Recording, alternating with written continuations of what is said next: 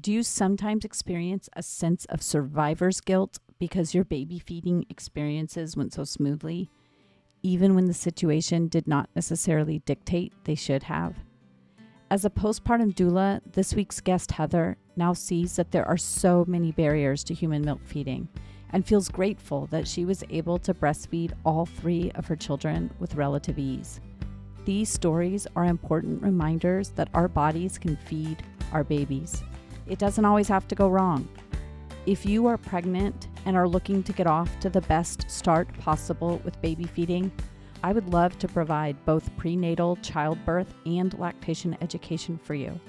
In most cases, I can bill your insurance or you can submit for reimbursement. If, after listening to Heather's story, you hope to have baby feeding stories like hers, find my info on my website at www.quabbinbirthservices.com. When I began breastfeeding, I was blindsided by how difficult it was. I may have thought I was prepared, but having known only a handful of people who had ever breastfed and only seeing it up close from a couple of them, I had a huge learning curve. Since then, I've become a doula, a lactation consultant, and a childbirth educator. I'm your host, Lo Nigrosh, and I welcome you to the Milk Making Minutes, where we explore breastfeeding experiences through the lens of systemic barriers, so that you know your breastfeeding struggles are not your fault, and your triumphs really are the miracles you feel they are. I'm Heather Magill. I live on the North Shore, north of Boston, Massachusetts. I have 3 kids. They are all school age now. They're 8, 11, and 14. And I work as a postpartum doula. Wow. Yeah. So you have seen lots of babies feed in many different ways over the years, I'm sure. Yes. Yeah. How long have you been a postpartum doula? As a full-time job, about 4 years. So I always start out by asking my guests what your exposure to breastfeeding was. Is that the term you use for feeding your babies, breastfeeding? Yes. Okay. So what was your exposure to breastfeeding before it was your turn? Not a lot as far as personally, I guess. I don't really remember being around people who were breastfeeding. My mom did breastfeed me and my siblings, which I'm not sure, like, particularly how common that was in the 80s. But I know I was breastfed, and it was something I guess I considered normal and natural growing up if I ever thought about it at all. But it wasn't really something that was really part of my experience. And did you have any peers who had fed babies from their own bodies that you saw doing it up close and personal? No, not really. I was one of the first in my group socially that had babies. So I wasn't really around any peers with babies when my children were born. Yeah. Okay. And so then when you were starting your family, did you do anything to prepare for baby feeding while you were pregnant? I didn't really do anything to prepare for having a newborn at all with my Mm. first. Like a lot of people, I think I was pretty fixated on the birth and doing a lot of education and preparation for labor and childbirth.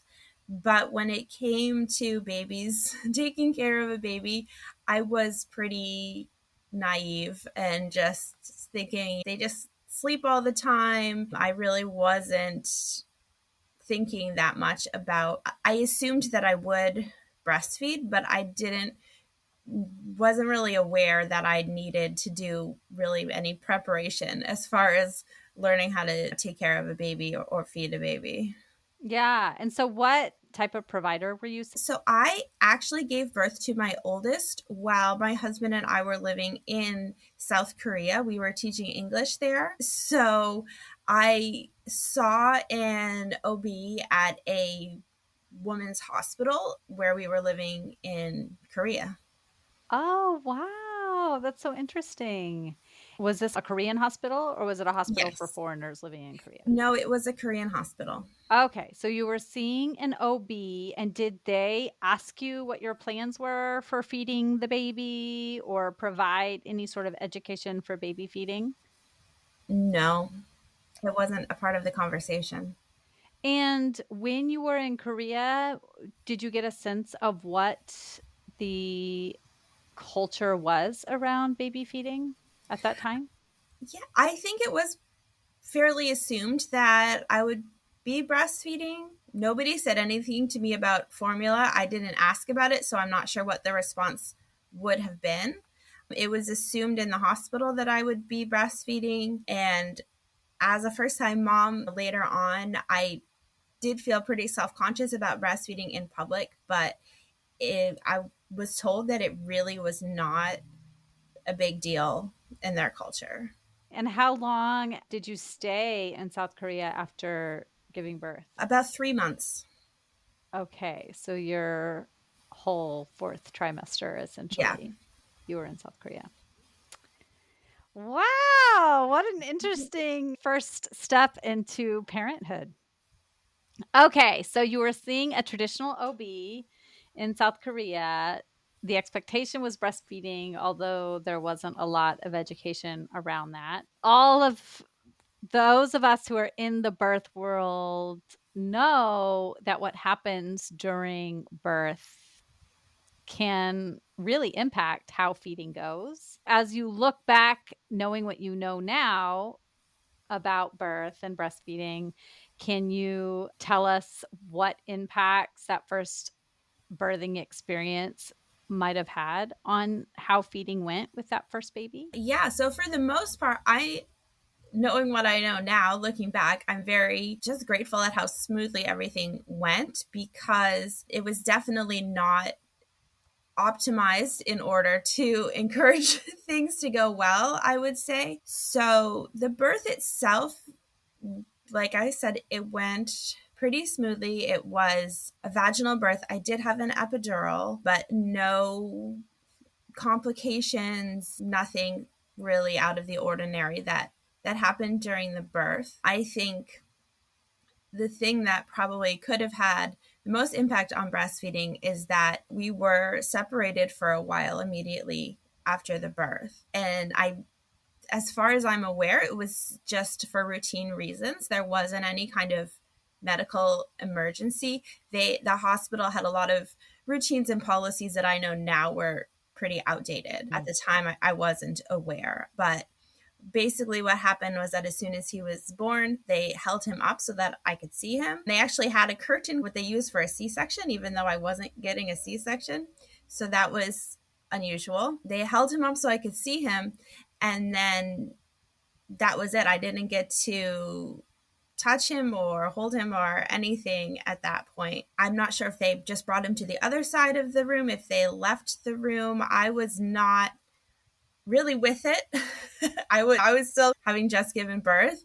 My memory's a little bit fuzzy, but they took me to a recovery room without him for a Mm. while.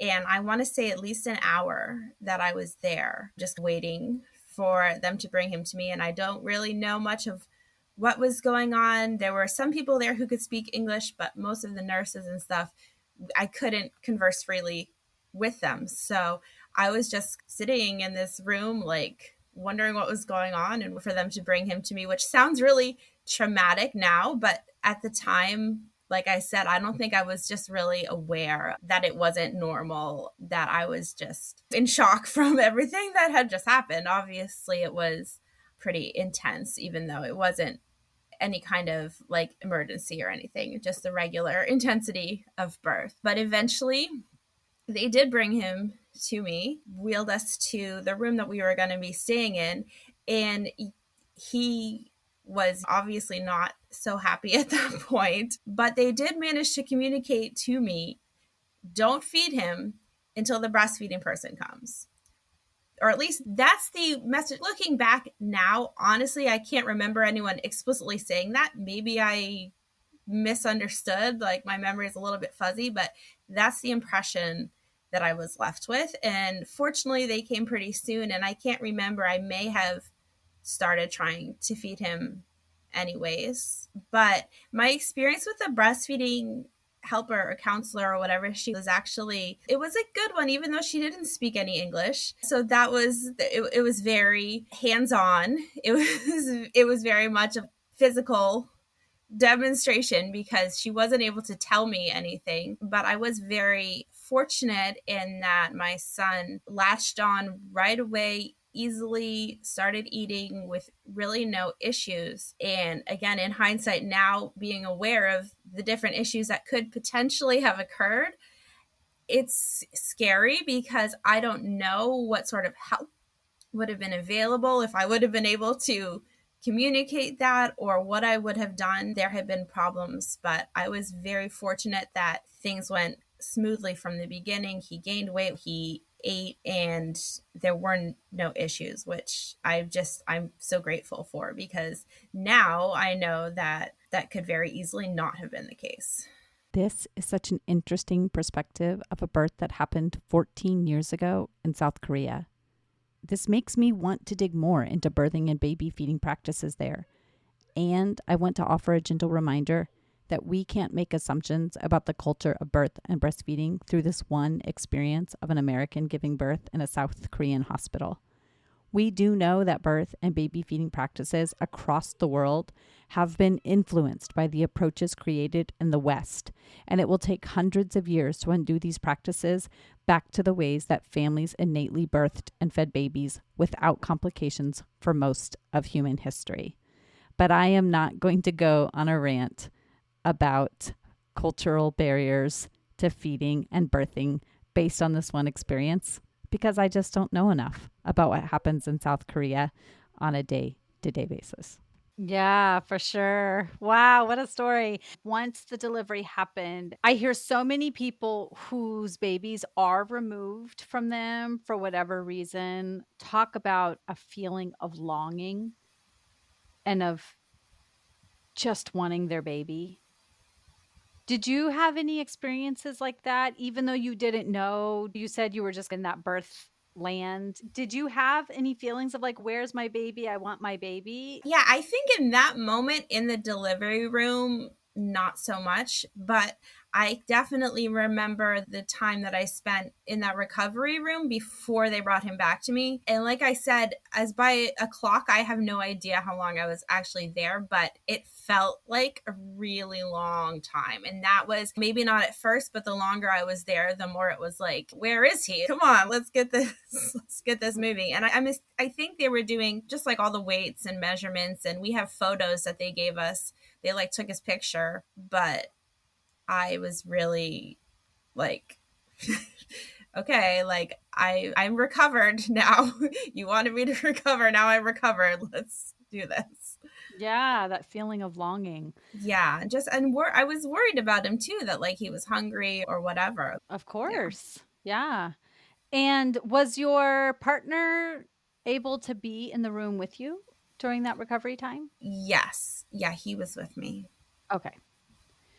Okay. And so the lactation specialist came and she was pretty hands on helping you learn to feed Hmm. your baby. Was there anything, do you remember the types of supports she gave you? Was she showing you how to latch him? Yeah, I think mostly she was just kind of watching and seeing what we did, and like being encouraging that it was Mhm. going well. She did hold him a little bit. It was like emotionally, it felt very warm, but like I said, we weren't really able to communicate verbally at all. So she just showed me a few things, and he pretty much did it all on his own. Like he was a born breastfeeder Mm. despite that separation, and there was nothing about the skin to skin and all this stuff that you hear about now. This was 14 years ago, and this was in a a hospital in another country that was operating probably a couple of decades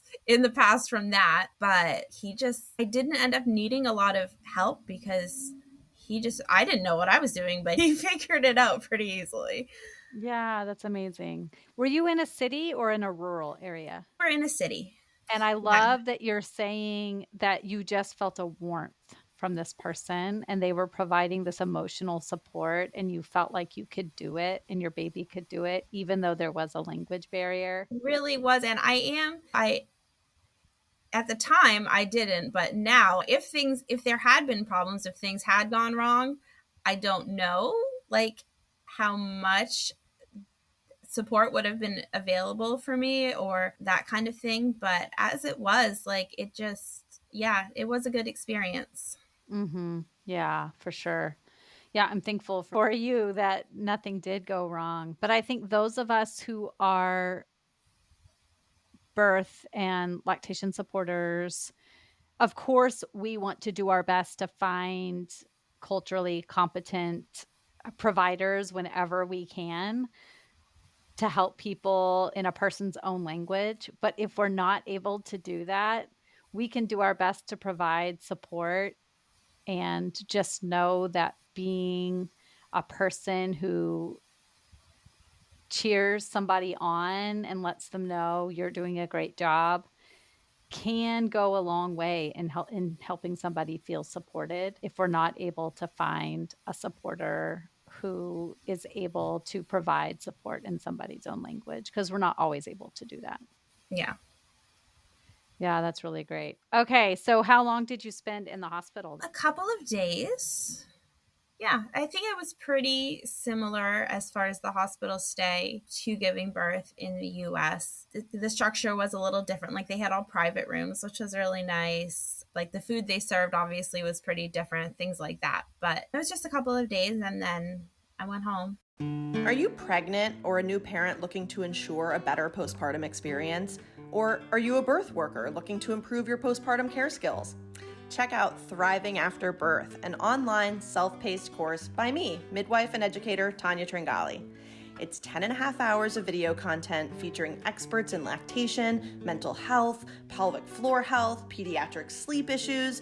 You also get worksheets and a workbook, as well as options to have a one-on-one session with me.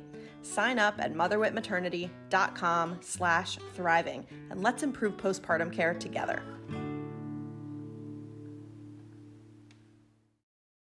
And did you take maternity leave from teaching English? Yeah, I actually ended my contract early because my husband and I both started in September with on a 1 year contract. So I gave birth in June and ended my contract early. And then my husband finished his contract before we came home. I didn't work for the rest of the time I was there. Unfortunately, they don't really have the idea of paternity leave. It's not really a thing in Korea, at least not when I was there. There's a much stronger focus on the woman's parents and her family supporting her rather than her partner. So my husband had a day and a couple of half days off of work. Literally, just it was a few half days, and that was really all the time that he got off of work. Once I was home from the hospital and settled in, he was expected to be back at work. So that was definitely a challenge.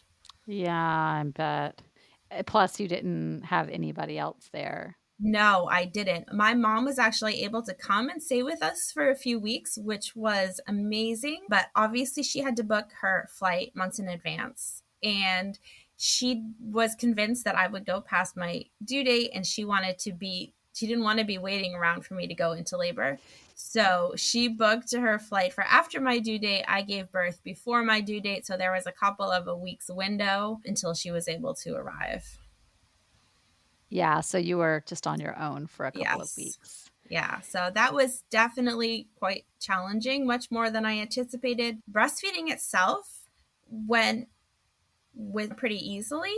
I think I had those feelings where like he's eating all the time. Is that too much? Is there a problem? But there wasn't really a problem, but everything else, just the exhaustion and the all of the adjustments to motherhood was pretty difficult. And also in hindsight, I think that he definitely struggled with some acid reflux.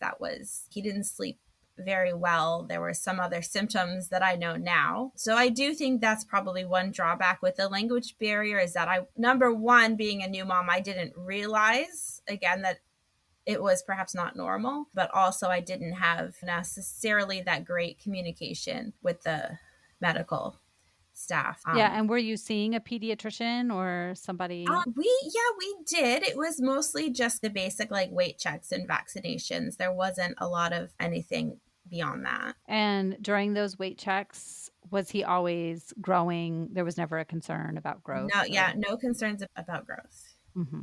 Okay. All of my babies were were very good at gaining weight in the early days, so that was not an issue. Okay, and you never experienced any pain or? No, I think I was a little like in the early days, a little kind of that basic kind of sore, more like tenderness, but it didn't last. Okay. And did you ever meet any other new moms? No, not moms with babies. Not really, no. Yeah, what an isolating experience. It was very isolating, and that was something that I was not prepared for. Yeah. Did you think you might have stayed longer in South Korea had it not been so isolating being a new parent? Definitely, we did choose to go back, but more because of the baby, but more because he was the first grandchild on both sides, and we wanted to be near our family more than necessarily because of my experience there.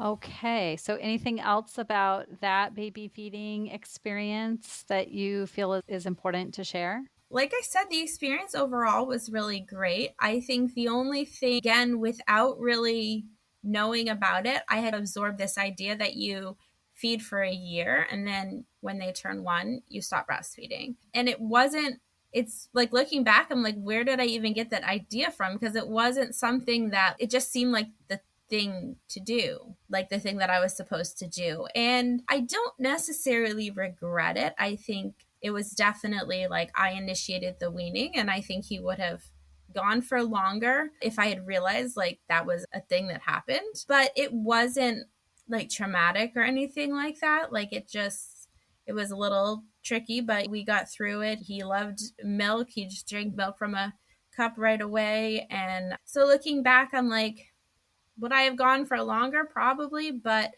it wasn't a terrible experience. I just wish I had known that that wasn't necessarily the thing to do. It was just, like I said, I don't know. I don't even know where I got the idea from. It was just like, oh, he's a year. I guess we're going to stop breastfeeding. So that's something I did differently with my other babies. I feel like that idea is just in the zeitgeist somewhere. Yeah. It's like it was in the water or something. I have no idea. Yeah. And so when you weaned, did you ever have any trouble with engorgement or? No, we weaned pretty gradually. Like we just dropped to feed once or twice a week, and it wasn't difficult. I just had to keep him distracted. That was really the main challenge. Yeah. And how did you know to gradually wean? Again, I don't know. It was just like, this is what I do now. Like, I kind of love that. I think that's a really great example of you don't always have to go to the massive 70,000 member Facebook group and ask, hey, how do I do this? And get everybody's opinions. You can look internally and say, you know what, this is my body and my baby, and I can figure this out because I'm a human being and human beings have been doing this for all of human history. It was such a different experience. Like I look back on it now, like I didn't have a smartphone. We joined Facebook pretty much when he was born so we could share pictures with family in the States. But years ago, it was just a completely different, social media was around, but it wasn't like it is now. Yeah. Yeah. So he's 14 and then your second is 11? Yes, my daughter is 11. Okay. So tell us how that experience was. Yeah. So she was born in the States, obviously. Again, it wasn't a very complicated birth. It was a bit faster and it was more intense because I did not have an epidural with her. I did have a doula at that point. It was in that period between my oldest birth and her birth that I started going online and becoming aware of things like doulas and the postpartum experience. And that's when I found out what a postpartum doula was, what a birth doula was. So by the time I was pregnant with her, we did have a doula. I was a lot more aware of, in general, just the ideas around childbirth and the different approaches and those types of things. So I did see a midwife for most of my pregnancy, but it was a midwife in an OB's office. And it was one of the OBs from her office that delivered my daughter. So it was unmedicated, but it was still very much a hospital birth. But on the other hand, like we didn't have that separation we didn't have a lot of challenges with nursing. She definitely took a little more practice to figure out her latch than my oldest did. But at that point, I felt like I had the experience and I knew what I was doing. So I was able to guide her with that. And it didn't become a major issue, but I definitely needed to pay attention to that in the early days. Yeah. It can be surprising to people when their second is more difficult because they do know what they're doing a little bit more. Yeah. So I don't know if you ever had that experience of what is going on? This should be easier.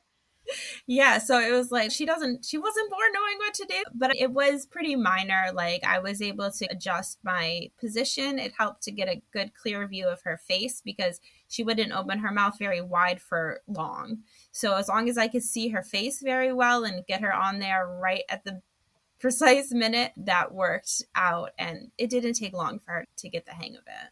So the problem was getting her to open up wide enough for long enough, right at the right second to get her Exactly. onto the breast. Exactly. Yeah. So I ended up doing a lot of the football hold because I could see her face and have my hand behind her head. And then as soon as her mouth was open, it was like, stick her on. Yeah. Yeah. Do you think that has to do with the size of your breasts? It might have. I don't feel like my breasts have maybe they were a little full, like at that point, but I don't think that my breasts are particularly large. So I don't know if that was the issue of she was just having trouble opening her mouth. Yeah. Was she smaller than your older? They were about the same size, just a matter of ounces difference. Okay. But that really was only an issue like in the first few days. It wasn't like an ongoing thing. I think it was mostly just her like trying to figure it out. Yeah. And did you ever feel a sense of stress, or did you ever feel like anyone was pushing you because she wasn't latching well? Or did you feel like she'll get it eventually? Yeah, I'm not even sure like how much other people were aware of it. Like to me, it was a difference from my oldest because he latched so right away. I really didn't have to do anything, just sit there. So it was like, oh, like she needs a little bit of encouragement.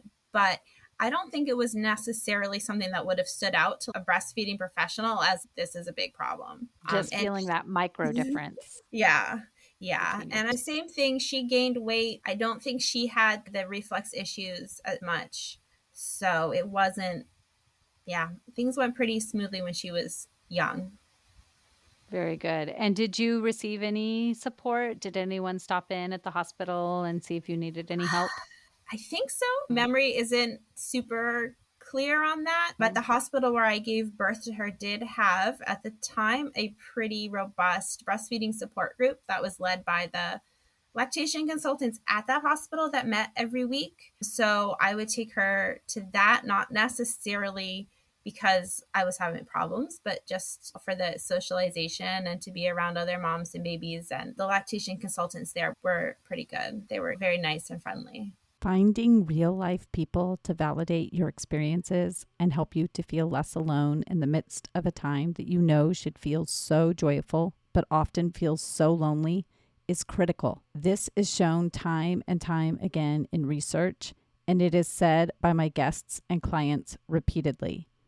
To hear an episode that features 3 Milk Making Minutes guests who share how in-person support groups changed the postpartum landscape for them and baby feeding in general, check out episode 56. I'll have it linked in the show notes. Was that to say that some other things popped up as she got older?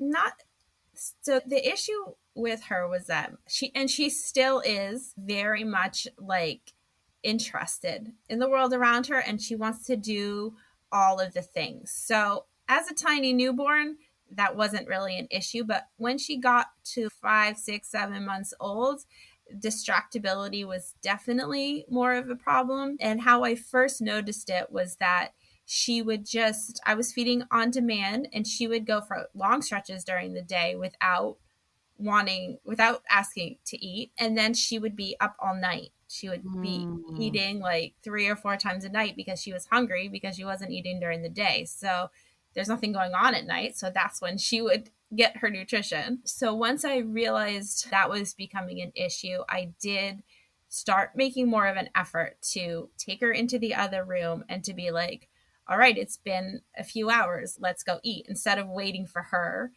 to ask to eat. And we would go sit in the quiet room. Of course, because of having her older brother there was just stuff going on all the time. And even at 6 months old, she had that fear of missing out. We were starting solids, and I would take her in the other room and nurse her, and then give her solids, and then take her back into the other room and nurse her again. So we did a lot of nursing in the other room just for a little while, just to get her out of that routine of getting most of her feedings during the night. And she did start sleeping longer stretches at night, and I was able to gradually cut back on the intensity of the nursing during the day as we flipped that routine. But that was definitely not really an issue again with my oldest, and I was like, oh, this is different. Yeah, for sure. Nobody has really brought that up. And what did you do with your oldest son while you were trying to keep your youngest from being distracted, nursing in a dark room? Yeah, he was 3 at that point. So he had actually started preschool just a few months after she was born. So he was there like half days. So that was helpful. And he was pretty good at playing by himself, or he would watch Thomas the Tank Engine or those type of things. And my husband was around pretty good amount of the time at that point too. He was in grad school and working part-time, so he had a pretty flexible schedule. Okay. Okay. Yeah, that's a really good tip. Just make the space as boring as possible. I really had to do that. And the funny thing is, like, even now, my oldest spends a lot of time playing by himself, and my youngest wants to do my middle wants to do all of the things. Yes. Yes. It's funny how you see those personalities emerging so early. Yeah. Yeah. Okay. And how long did that middle child nurse? She nursed for about 18 months. I made the decision to keep going as long as she was interested. And it definitely, after she turned a year, I stopped initiating the feedings like I had been doing. I would like taking her into the room and being like, okay, now it's time to nurse. So I stopped doing that, but she still asked to nurse, not as often, but definitely at least 3 or 4 times a day. And I guess that kind of gradually cut back a little bit. But the interesting thing, right around 18 months, she asked to nurse, got ready to nurse her, and she's just looking at my breast like she had never seen it before in her life. What do you expect me to do with that? And then she like got down and went off to play. And that happened maybe 1 or 2 times more. And then she never asked again. So I could have kept offering and tried to get her back. But for me, 18 months felt like a really long time. I was ready to be done at that time. She was perfectly happy doing her own thing, but it was very painless, and that's just how it went. Yeah, that's great. What a great way to end It was parties. very odd though, because she was just like, the look on her face, like she had never seen it before in her life. I'm like, you do, like yesterday, you knew what to do. What happened? That is so It was so funny. funny. It Yeah. was. I count myself lucky on so many levels, just with different things that happened. Like, I'm aware that it could easily have gone another way. Like, I wasn't really work. I didn't have, because I was teaching when I first had my baby, and I ended my contract early, and I didn't have a full-time job to go back to. So I really didn't have to worry about any of that maternity leave, going back to work, pumping, like that was all just off my plate. And So that made things easier. In some respects, it was not easier, but in terms of breastfeeding, that definitely removed that barrier. Exactly. Yeah. And then you had to deal with the isolation and being Yeah. alone in a place where you didn't speak the language and didn't have a lot of friends and family to support you.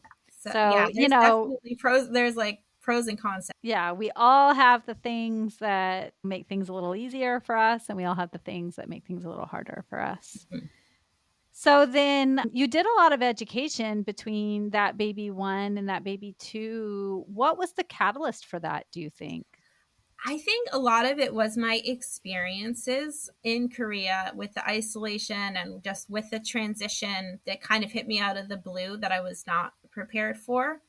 And I spent a lot of time online. I can't remember even specifically what I was looking at, but guys, I had some books too, and just like there's like this whole community of like moms out there that you're not really aware of until after you become a mom. So I tapped into that. I think that's not only when I found out what a doula was, but when I decided that I wanted to do that too. So I had actually done my postpartum doula training while I was pregnant with my daughter. And so there was a lot of education that went along with that. So yeah, just a lot of reading. I was homeschooled actually, so I was pretty used to like, oh, this is like something that's interesting. Let's go find out everything that I can about it. So I think that may have had a role to play in it too. Heather's third birth took place swiftly at a birthing center associated with a hospital. Everything happened so quickly that her husband almost missed the birth while moving car seats around in the parking lot. There were some minor complications and talks about transferring to the hospital, but by the time this discussion began, it was clear baby was coming right away. Everything in general went pretty smoothly. Obviously, a completely different postpartum experience from my oldest, where like they did all of his checks right there on the bed where I was lying, and my older 2 kids are able to come, and so the midwife was like counting his fingers and toes like with them watching and stuff. So that was really sweet. So sweet. My listeners can't see, but I can see just the difference in your face saying that between the experience of they held up my baby and then left. It's funny how we hold those experiences different when we get to keep our babies close. Yeah.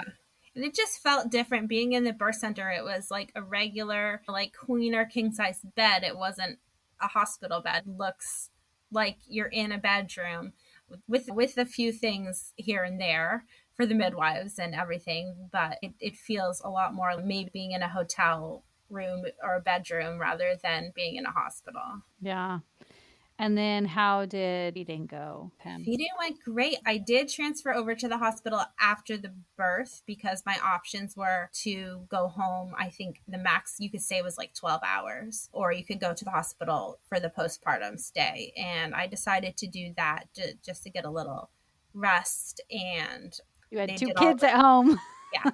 Yeah. And plus, if you did that, you would have to drive the baby to get their 1-day checkup at the doctor's. And I was like, I don't want to do all that driving back and forth. So we stayed at the hospital for a couple of days, did all of his screenings and checks and everything. But breastfeeding it just happened. Again, there weren't any complications. Sometimes I feel bad because I hear people talking about all their struggles with breastfeeding, and it really wasn't that hard for me. But my friend who's an IBCLC was like, that's actually a good thing, because then people hear that it's not always hard, and it can be scary for expectant parents to think that every single time someone breastfeeds they have all these terrible complications and it's so hard and it's painful. And hear those stories because those are those are the things that people talk about, but that's not always what happens. Absolutely. Yeah. It's so important to hear the stories where things went smoothly, where babies latched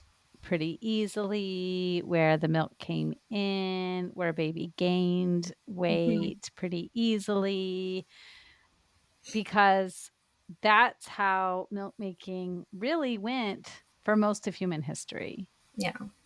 And it wasn't until we had interruptions in the 20th century where milk making really started to go awry. Yeah, and that's like the whole, like people say, oh, it's like inappropriate to breastfeed in public and stuff like that. And that's the root of the problem right there. I wanted to share a tiny bit about my experience with my third. It went pretty smoothly, but the big difference with that was yet that he also self-weaned, and he self-weaned at 3 years and 9 months old. Oh, So wow. that was a much different experience than with my other two. And I did a little bit along the way, like when he was around 2, we night weaned and I had started to cut things out a little bit. I had some, okay, not right now. I stopped nursing on demand and we just spread it out a little bit. But he was the one who decided to stop altogether. And it was just the same. I got better things to do, we're good. And he doesn't remember any of it. When he was done, he was done. It was a very kind of painless process. He doesn't remember it, but for me, it's like one of those things where sometimes it wasn't always easy in the moment, but in hindsight, it's like that went really well. Like, I feel like that was a gift that I was able to give him. Oh, that's amazing. Yeah, I love that. And I love to hear those examples of just because you keep feeding your baby from your body for a long time doesn't mean that you can't set boundaries. Yeah. It doesn't mean that it has to keep being on demand all the time. Yeah. So between age 2 and 3, I set a lot of boundaries and cut back from feeding on demand at age 2 to, I think we were feeding 3 times a day at age 3. And then from then on, his interest dropped off a lot. So I went back to feeding on demand because he was only asking maybe once or twice a day. And then we got to the point where it was every couple days. And I don't even know exactly when he stopped, because he would go a few days between, and then he would eat latch on for 90 seconds and then go a few more days. And I don't even have a day. I know what month he stopped nursing in, but I don't know the day or the week that he was weaned. Yeah, it's funny how that kind of just gradually It happens. was like, wait, it's been like 2 or 3 weeks since he's asked to nurse. I think he's done. I don't really remember the last feedings I had with either one of my children. And it's kind of 50-50. Like when I talk to people, about half can remember distinctly that last feeding, and about half are like, yeah, it just happened so gradually. Yeah. And I think it's great either way. Exactly. Yeah. Great. So where can people connect with you, or tell us about how that led you into full-time postpartum doula work and what you do now for people?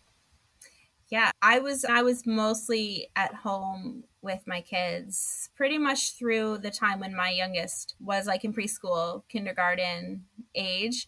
It was definitely a new experience for me with them all being 3 years apart. I always had a newborn when my other one went to preschool. Then my newborn became my business, and that's really been my focus for the past 4 or 5 years, working on growing that, working with families. Right now, I do pretty much all home visits. I support families during the day, and then most of what I do is supporting families overnight, helping them with their baby overnight so they can get more rest. And I've supported families with all types of feeding their babies. So I will often give bottles during the night, but I will also often bring babies to mom to breastfeed during the night.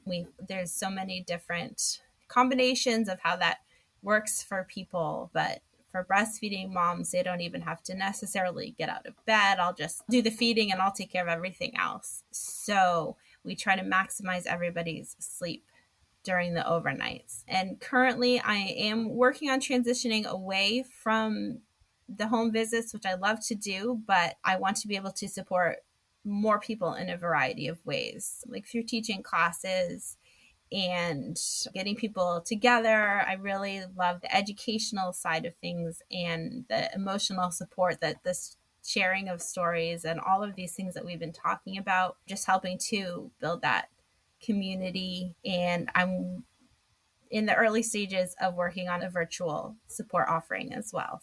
One of the offerings Heather has going on really soon is a free virtual baby feeding stories event. I attended the first one she hosted, and it was lovely. If you are looking for a live event where folks come together and share what baby feeding can look like, this Zoom event is taking place on January 14th at 11 o'clock a.m. Eastern Standard Time. The event registration will be linked in the show notes.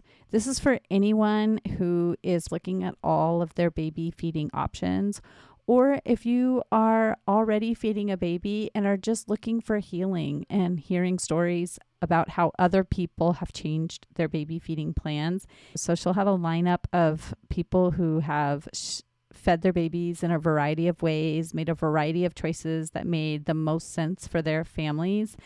And you can come on in and just listen to what they have to say. I hope that anyone who feels the need to join such an event will register at the link provided in the show notes.